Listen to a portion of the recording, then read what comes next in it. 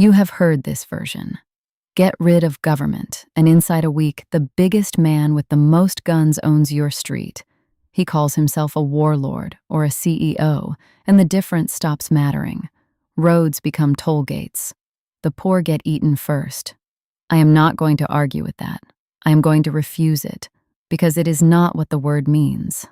Here is the real thing. Attack that instead. Anarcho-capitalism is one idea. Everything else is downstream. Nobody may start it. Not a person, not a company, not a crowd, not a government. No one initiates force against another person or their property. Rothbard put it in 1963. The fundamental axiom of libertarian theory is that no one may threaten or commit violence, aggress, against another man's person or property. That is not pacifism. You may defend yourself. You may drag a thief in front of a judge, and it is not no rules. It is one rule with no exemption written into it for anybody, which is where it stops being a bumper sticker. Every philosophy already agrees a stranger cannot take your money by threat. Anarcho-capitalism declines to add the exemption. The rule holds for the institution that writes the rules. That is the whole disagreement, because of what a state is. Rothbard again.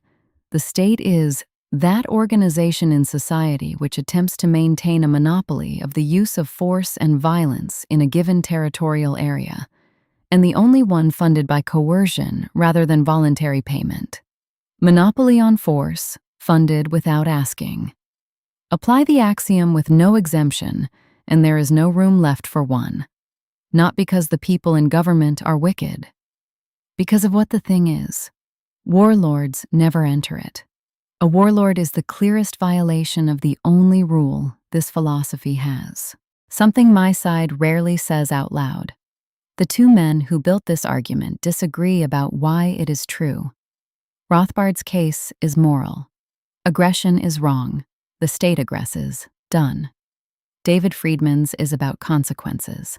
What produces a legal system people would choose to live under. He denies being a utilitarian, but his case is outcomes, not rights. And he has written that he might think certain laws wrong and still expect some possibility his own system would produce them. One founder concedes his version might deliver what the other calls unjust. I lean Rothbard. But I would rather you knew the house was divided. The real opposition was never the warlord. It is the minarchist, who agrees with nearly all of that, then says you still need a tiny state. The serious version is Robert Nozick's in Anarchy, State, and Utopia, 1974. Serious because he never argues the state is good, only that it is what my world turns into. Inside my world, protection is a service people buy, and its value rises with the size of the clientele. So the largest agency gets better at being large, and in any territory one wins. That agency then faces smaller rivals using riskier procedures on its clients. It stops them. Nozick says it may, provided it compensates them. Those who are disadvantaged by being forbidden to do actions that only might harm others must be compensated for these disadvantages foisted upon them. And a second argument, independent of it. You hold something like a procedural right not to be punished by a process never shown to be reliable. If that right exists, the dominant agency rises to statehood simply by enforcing it for its clients. One organization, monopoly of force over a territory, protecting people who never bought it. That is a state. His own phrase, it backs into being a state without really trying. And nobody violated the axiom. He builds a government out of my rules, using steps I must call legitimate. If he is right, anarcho-capitalism is not wrong.